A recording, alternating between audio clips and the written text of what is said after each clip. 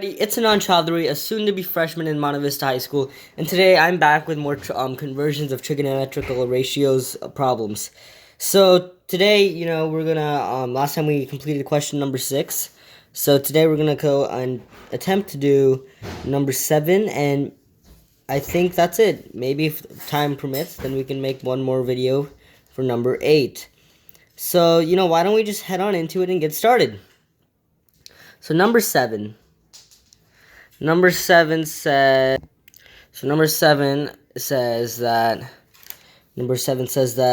if sine A is equal to 11 by 61, so sine A is equal to 11 by 61, find cos A and secant A. No, tan A, cos A, and secant A. So we're going to have to find all of those three, which shouldn't honestly be that hard. If we find tan, you just find the inverse and it is equal to secant. So anyways, why don't we just start it off? So let's first get tan. We're going to get tan A first. So tan A is going to equal to sine A. And I know it's by cos A, but for simplicity purposes, we're going to convert the cos A from the get-go to 1 minus sine squared A. I'm sorry, we can't do that yet. My bad. We're gonna have to square the whole thing first. So now we can do it. It's gonna be tan squared A is gonna equal to sine squared A, and now we can do the 1 minus sine squared A on the bottom. Now, since we have this given, now all we need to do is really just input the values. So now we have tan squared A is gonna equal to 11 by 61 divided by 1 minus 11 by 61. So, oh, and by the way, this is all squared. This portion is squared too.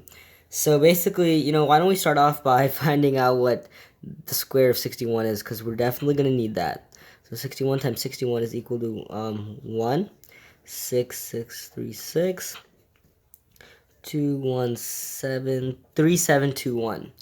So this kind of converts, just on the side note, this is kind of equal to tan squared A, which is going to equal to, since we know the square root of 11, it's going to be 121 by 3721 divided by 1 minus 121 by 3721. So quickly, we could do 3721 minus 121, which is going to equal to 3,600. So if we're going to continue over here, it's going to be tan squared A is going to equal to 121 by 3721 by 1 minus 121 by 3721. Sorry, not by this. It's going to be by 3600 by 3721.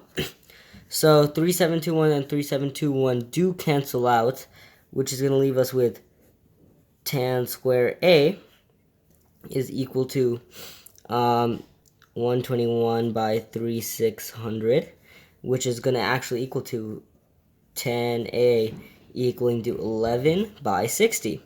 And, we can quickly just change this into secant, because we know secant is the opposite of that. So secant A is going to equal to 60 by 11. So we just got two of our values based on formulas. Now, what we can do? We can quickly simplify. We can finally get for cosine a little bit. So, let's just bring this cosine thing down here. And it would actually be equal to cosecant A is going to equal to sine A by tan A. And now since we know both sine A and tan A's value, we can simplify it so that it's equal to 11 by 61 divided by 11 by 60.